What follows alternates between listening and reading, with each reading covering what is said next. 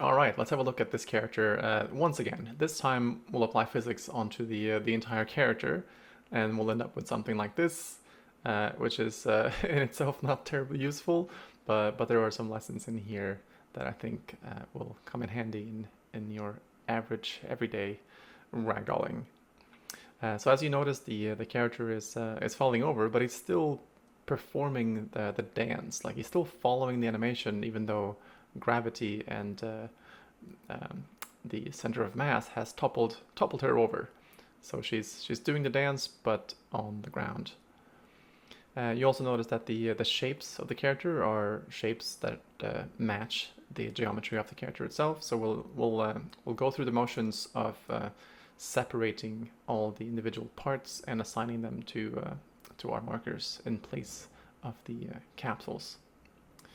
All right, so without further ado, let's go to a fresh scene with just the motion capture itself and start assigning some shapes.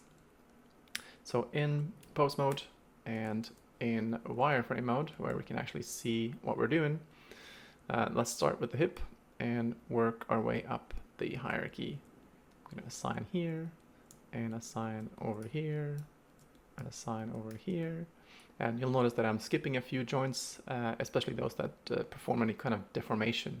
So in this case, the clavicle, it doesn't actually have a clavicle. It sort of deforms this shape, and I want to treat the character as one big plastic character. For the legs, assign, assign, assign. There we go. And the other leg as well. I'm including the foot and the big toe as well. And that's about it. These are all the markers we're going to have for this tutorial. And if I play now, you can see that you're getting some interesting motion. I also realized that in the example I just showed you, I had also looped the animation a little bit. So let's just quickly go through and do that.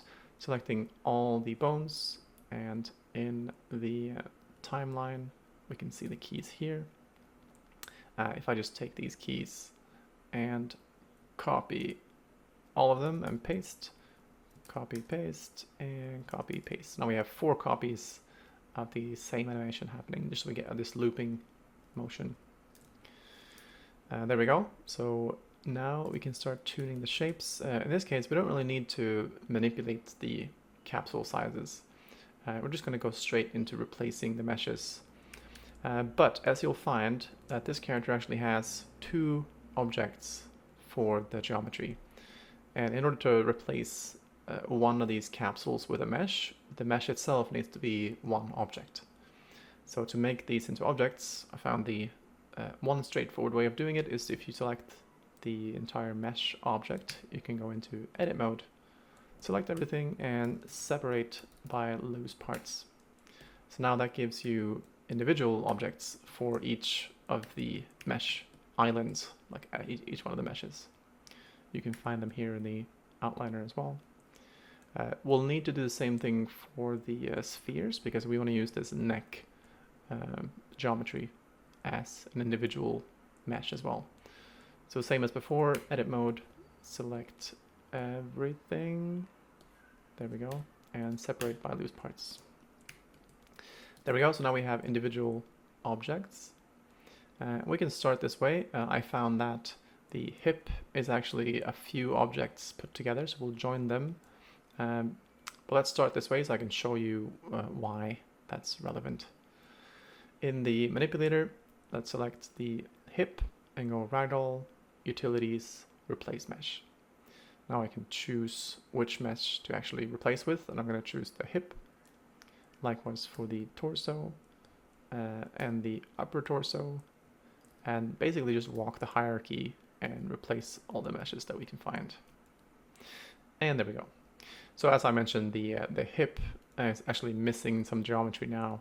If we look in shaded mode, and in fact if we take the solver and just move it to the side, we can see how there's this big gap here, because this mesh, the hip, is actually consisting of multiple meshes. So we can run with this. It will work, but it's just not as the collisions won't be accurate, and the mesh, the mass is also not accurate. the mass is too low because we lack volume. So let's grab some of these, the spheres for the hip, the torso, or the hip itself, and then this spherical thingy, and just go join. So now we have one object for the hip, which is great. So now we can go back into the manipulator and go replace mesh and select this big one instead. So now we have the accurate version of that. All right, and we're nearly done. So if I just take the hip, which is set to animated right now, so it's following the animation. Everything else is lagging behind. If I just set this one to use the group, now the group, which is set to simulated, will govern the behavior for all the markers that is contained within. And there you go. So this is basically what we had initially, and you can see how she is following the animation, but not as strongly as before. And that's because the stiffness is just a bit lower by default than what I just showed you. So if we were to crank up stiffness to say 10 and maybe reduce the damping to say 0.01, it's going to be pretty close to the animation, probably too close. And in fact, the head is jumping around a bit.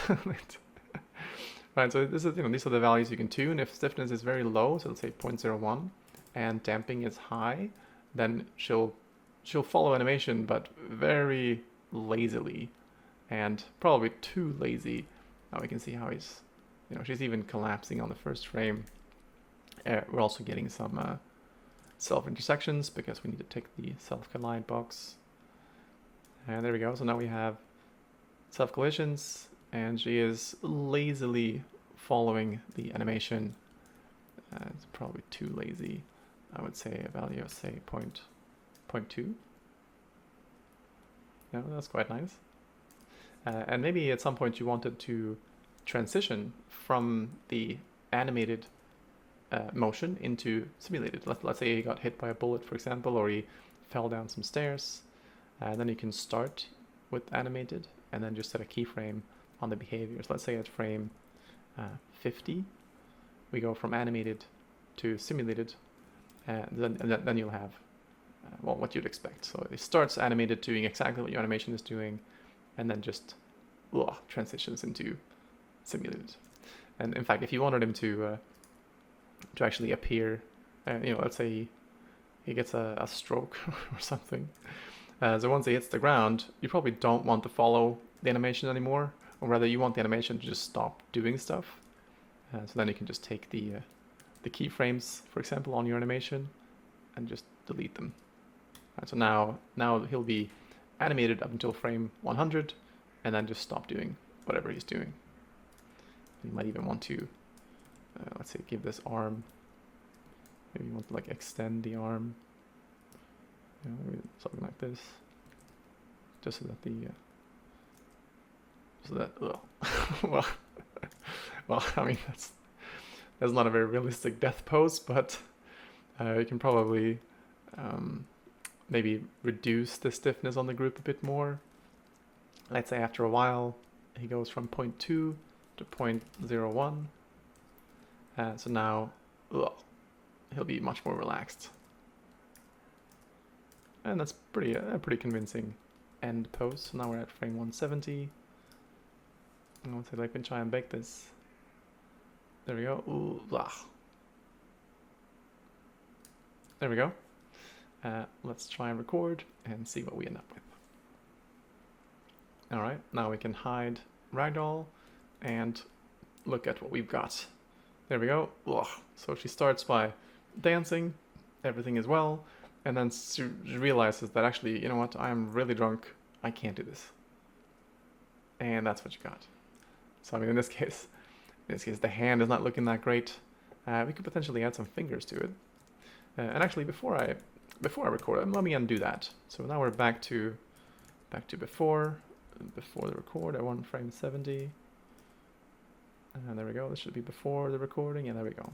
So I would say that before you record, you can actually go to the dope sheet in the action editor, and we can just make a copy of the existing animation that we've got. So this is the animation that we've been dealing with.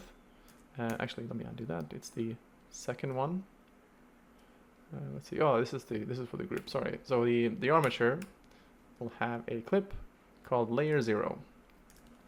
And if we were to duplicate that and also protect it, so now we have 2 copies of the same animation. So when we record, it will then record onto, well, the action that we are currently on, and then keep the original action safe so that you could potentially go back and make changes to it afterwards. There we go. So once again, if we hide Ragdoll now, we have the simulation that we just did. But then we also, if we were to change our mind, or want to tweak, for example, this hand, which is acting a bit funny, we can always go back to the original layer 0 and do the simulation once again. So if I unhide Ragdoll, there we go. We're back to where we were. So in this case, maybe we'll make a second copy. So duplicate that and protect. Now we can, let's see, this is the original. Yeah, that's good. So now we can add the extra fingers just to get a bit closer to a nice result. Go to pose mode. Select U, which is already assigned, and include the fingers. Assign, assign, assign. I mean, I know it doesn't really show up here because the fingers are way over here. And then for the thumb is right there. Assign. All right, there we go. We can most likely also replace the shape for the fingers. Yeah, we can. Let's do that. So the finger. Let's bring the solvers a little closer so we don't have that far to move. And maybe in shaded mode. So we want the bottom to be replaced with you with you, and so on. There we go. So now we got fingers included in the simulation. That should work fine. And so when it hits the ground, the fingers are all smushed because we have no limits at the moment, especially at the end when we relax the stiffness, the fingers go completely on holiday. So let's see if we can resolve that. We need to add some limits. So if we go into the hand and on the start frame, we can just start adding some of these limits. So we want the hand to be able to twist a little bit, but actually more towards over here. Seems like it's already at the edge of its abilities. Not so much twist, and this one, that's good. Not so much up, a little more down. So that's fine. For the fingers, I don't want them to rotate in any more than I just want them to rotate in one axis. And that axis is going to be this one, I think. Yeah, this is the y-axis. We can lower it a bit. We can probably lower the up, but not the down. And likewise for the next joint, we'll keep the y-axis. There we go. And we'll leave the, actually let's omit those as well. Only the y-axis. There we go. So now the hand is only allowed to do anatomical things.